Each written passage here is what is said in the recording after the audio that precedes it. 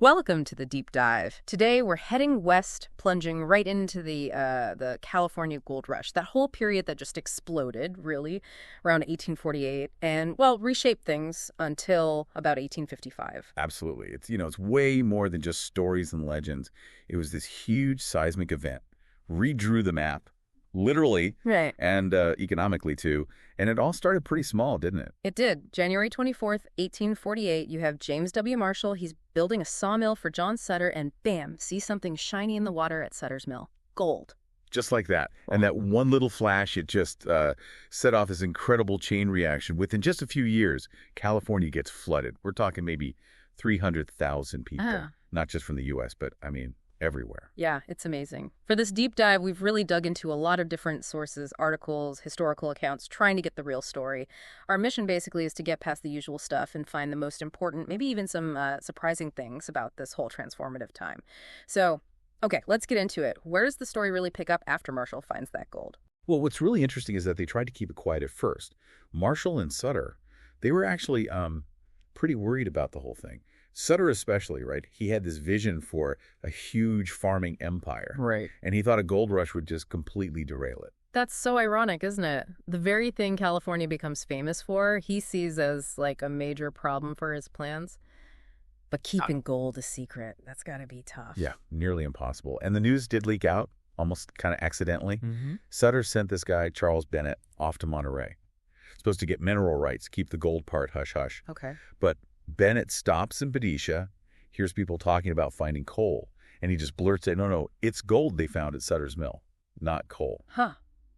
Just one little slip, and boom, the whole thing changes. But that wasn't even the big public announcement, was it? Not really, no. That came from Samuel Brannan.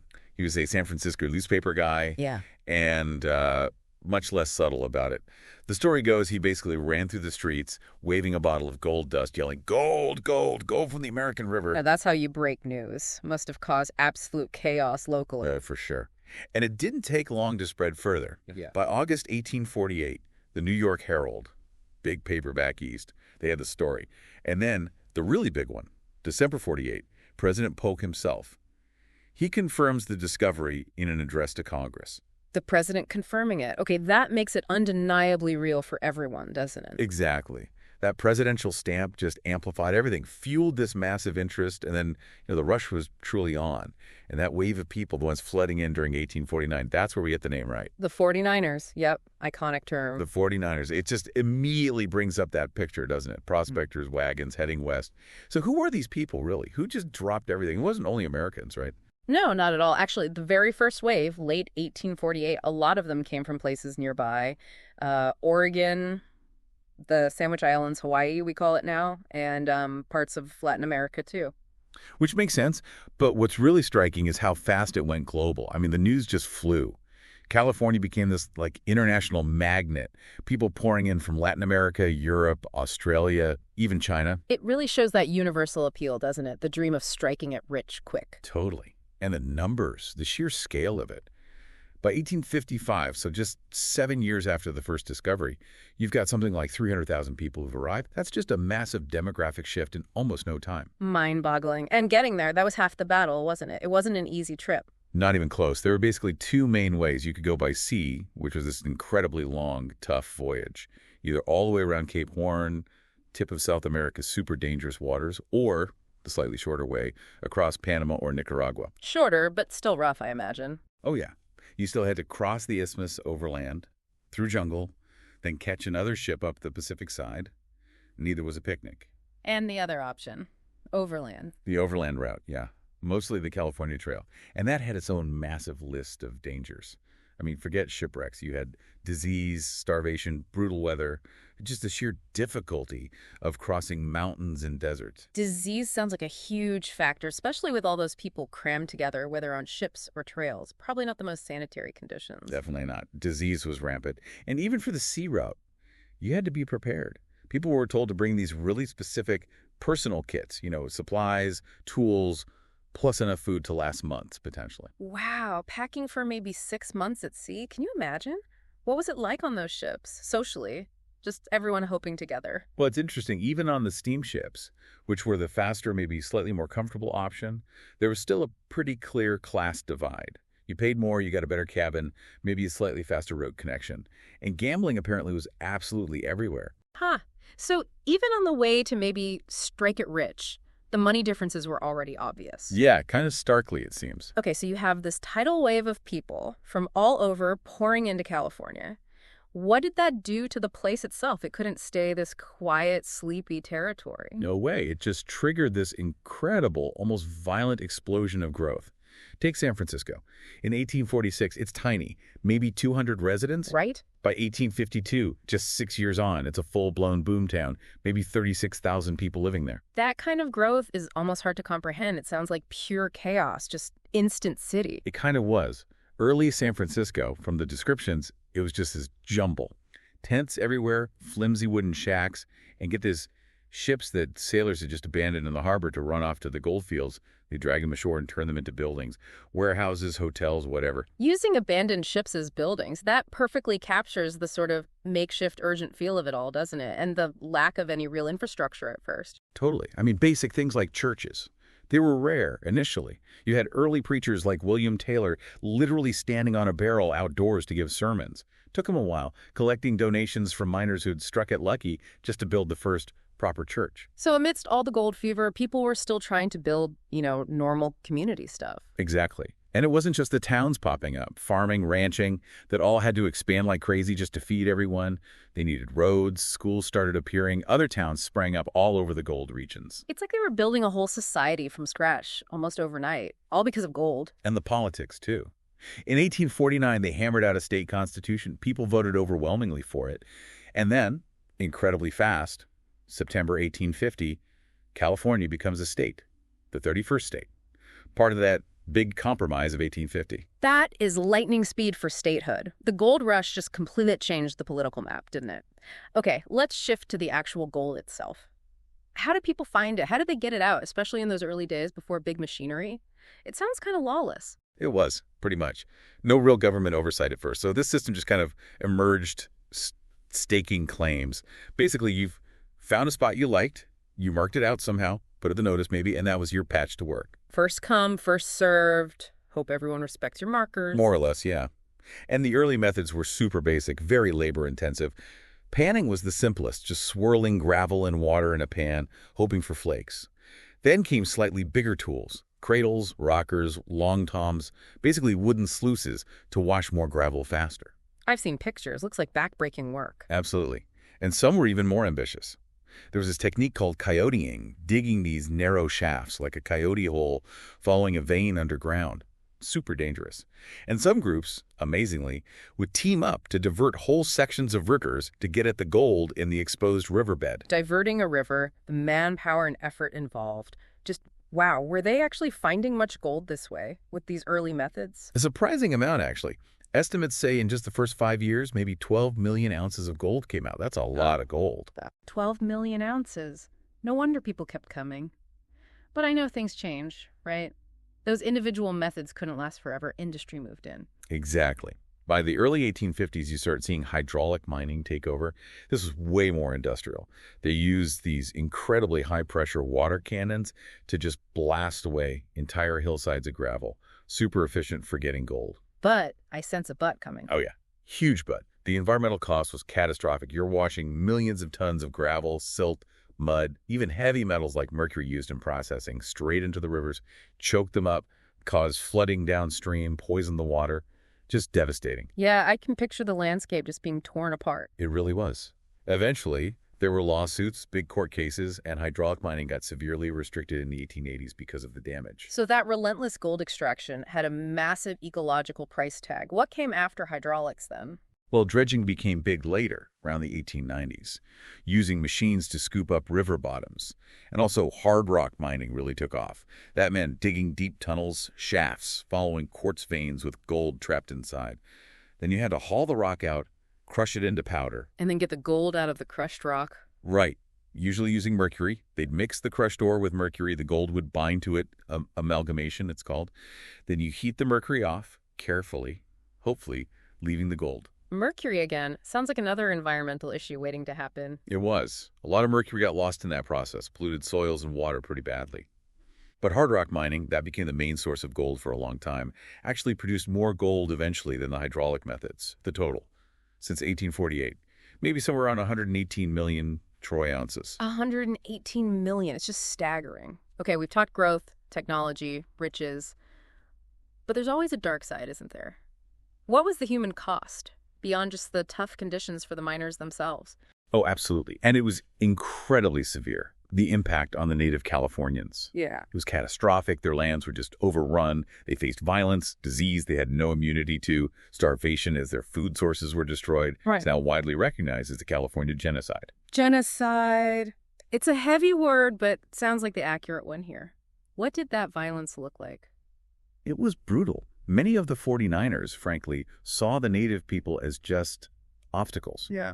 In the way of gold, in the way of land. Hmm. So you had countless attacks on villages, outright massacres sometimes.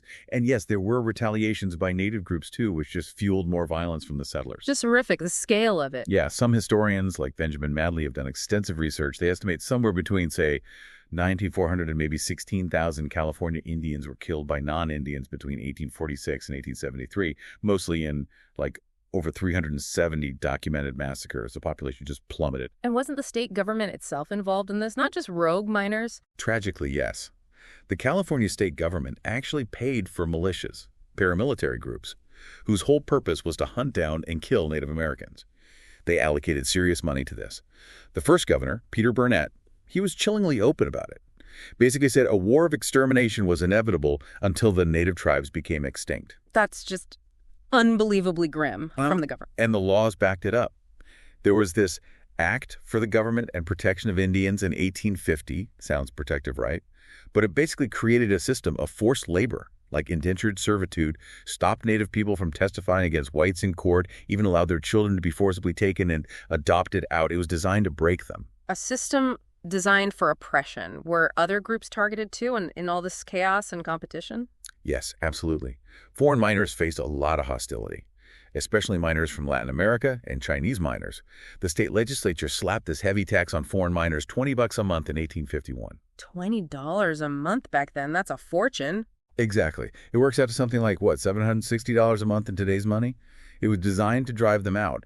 And on top of the tax, American miners would just attack them, intimidate them, run them off valuable claims. So targeted economic pressure and just outright violence. And the Chinese faced particularly nasty racism, didn't they? They really did. Vicious racism, discriminatory laws aimed specifically at them, mob violence.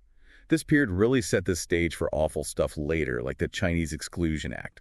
And we shouldn't forget, even among the 49ers themselves, life was cheap. Mining accidents, disease, crime in those rough boom towns, death rates were incredibly high for everyone. It paints a much darker picture than the usual romanticized version. So much hardship, danger, injustice. Which leads to the big question, who actually did get rich? If it wasn't the average miner digging in the dirt. Yeah, that image of every miner striking gold is mostly just a myth. Sure, a few lucky individuals hit massive strikes, but most people, they barely scraped by. A lot actually went home broke, or even in debt. So the real money wasn't in the panning. Not usually, no. The real money, the consistent money, was made by the people selling things to the miners. Remember Samuel Brannan, the guy shouting about gold? Yeah, the newspaper guy. Before he shouted, he quietly bought up every shovel, pickaxe, and pan he could find in San Francisco. Then, when the rush hit, he sold them at insane markups. Made a fortune. Ah, the classic sell shovels in a gold rush strategy. Exactly that. And it wasn't just supplies. People running boarding houses, cooking food, doing laundry, which was apparently a huge business, often run by women, providing entertainment, alcohol. Those businesses thrived. Even Levi Strauss, right? He got to start selling sturdy pants and supplies to miners. The denim overalls came a bit later, but he built his business then. Right, catering to all the needs and vices of this huge, mostly male population. And then, as things shifted, maybe mid-1850s onwards, and mining got more industrial with hydraulics and hard rock needing big investments, the big profits started going to the companies, the owners who could afford the machinery and labor, not the individual prospector anymore. So that dream of digging your own fortune, that window is actually pretty short for most people. Okay, so tons of gold is coming out of the ground. What happens to it? How does it move around? Well, right there in California, At first, gold dust and nuggets were just used like cash. You'd pay for your beans, your tent space, maybe a drink, with a pinch of gold, measured out on little scales. Wow, carrying your money around as dust. Must have been messy. Probably. Created this unique, maybe slightly wild, local economy. But the gold didn't stay local for long. Merchants used it to buy goods shipped in from the East Coast or overseas. Miners who did strike it rich, or even those who gave up, they'd take their gold home with them. There are records of lots of gold being shipped back to France, for example, by French miners. So it's flowing out pretty quickly, impacting economies elsewhere? Definitely. A lot of it ended up in big financial centers like New York. Back in California, you started getting banks, gold dealers setting up. They'd issue their own paper money like IOUs, banknotes, drafts against gold deposits. Some private companies even started minting their own gold coins just to make trade easier. Sounds like the financial system was scrambling to keep up, kind of making it up as they went along. It was definitely a period of rapid, maybe unstable financial innovation. Things got a bit more standardized when the official U.S. Mint opened a branch in San Francisco in 1854, started turning that raw gold into proper U.S. coins. And later, banks would exchange gold for national paper currency, too, tying California's economy more into the rest of the country. So the gold rush didn't just reshape California itself. It had these huge ripple effects on the U.S. economy, international trade. What else? What are the really lasting legacies? Well, the biggest, most obvious one is just the demographic shift in California. It went from being this sparsely populated place to a rapidly growing, diverse state. And that pattern, well, it basically continued. And all that gold pouring into the U.S. economy, that was a massive shot in the arm. Helped pay for westward expansion, fueled industrial growth later on. And we already mentioned the super fast statehood. Huge political impact there. Right. And beyond politics, think agriculture. All those people needed to eat. So large-scale farming got its start in California then, laying the groundwork for the agricultural giant it is today. It also pushed transportation forward. That Panama Railway got built largely because of the gold rush traffic, made crossing the Isthmus way faster, and the money generated that helped finance the Transcontinental Railroad later. I remember hearing about the SS Central America, that ship that sank carrying tons of California gold. Really drives home the amount of wealth moving around. It really does. And the impact was global economically. Chile started selling tons of wheat to California. Australia found new markets. British factories sent goods. China sent clothing, even prefabricated houses. It stimulated trade everywhere. And news from California directly inspired gold rushes elsewhere, especially Australia. This guy Hargraves saw the similarities in the geology. Wow, so it really kicked off a global scramble in some ways. It did. It also really pushed the U.S. towards using gold as the main backing for its currency, the gold standard, and just massively increased the amount of money circulating. Oh, and a kind of interesting social side effect with the population being so overwhelmingly male, it challenged traditional gender roles a bit. Mm-hmm. You saw some women taking on new economic roles, and there are even accounts of things like cross-dressing and the very early seeds of San Francisco's queer history starting in that period. That's fascinating, a side of the gold rush you don't often hear about. And maybe the most enduring thing, the idea, the California dream, this powerful myth of quick wealth, endless opportunity, starting fresh out west. It's still kind of with us, isn't it? California's nickname, the Golden State. The state motto, Eureka, I have found it. Even the highway shields on Route 49 are shaped like a miner's spade. And, the San Francisco 49ers football team. It's all rooted in that period. It's incredible how one event, one discovery, could echo down through history in so many ways, culturally, economically, socially. So, wrapping it up, the gold rush was so much more than just people digging for gold. Oh, absolutely. It was utterly transformative. You had this incredible growth, amazing innovation in mining tech, transport, this huge global migration, massive economic impact worldwide. But, and it's a crucial but, it came at this terrible social cost, especially for native Californians and for many foreign miners too, plus huge environmental damage. Right. A story of incredible opportunity and progress, shadowed by deep injustice and destruction. A really complex, pivotal moment. Definitely. And maybe a final thought for you, listening. Think about that lure of instant wealth. How does that drive societies today? What kind of unintended consequences pop up when things change that dramatically, that fast? And do you still see echoes of that California dream playing out now? That's a really potent thought to end on. Thank you for joining us for this deep dive into the California gold rush. We'll catch you on the next exploration.